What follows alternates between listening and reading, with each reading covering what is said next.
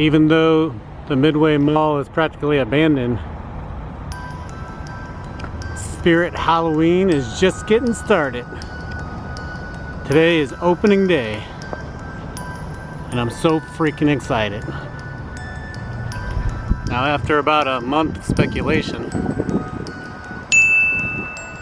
they finally opened our Spirit Halloween in this old Best Buy.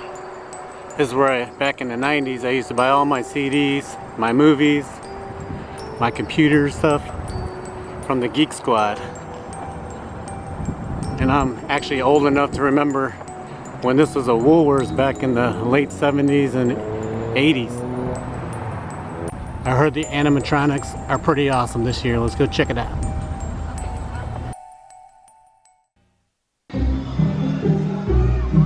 What is this? A jack-o'-lantern machine?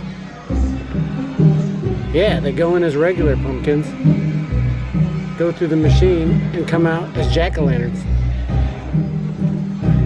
Awesome.